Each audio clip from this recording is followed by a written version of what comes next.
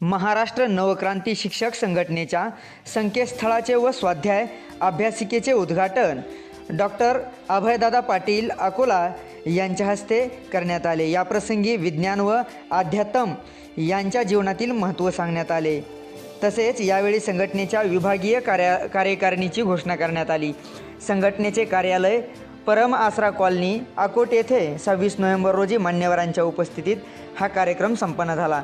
या कार्यक्रमास जिल्ह्यातील संपूर्ण शिक्षकांच्या उपस्थितीसह सर्व पदाधिकारी व तालुका अध्यक्ष उपस्थित होते। कार्यक्रमाचे उद्घाटक म्हणून श्री अभयदादा पाटील होते, तर प्राध्यापक S.K. देशमुख, प्राध्यापक गजानन दांदळे, निकाळे सर, निखिलदादा चौधरी, सुनील मस्के, मास्कर, सुनील वसू यांची उपस्थिती लाभली होती।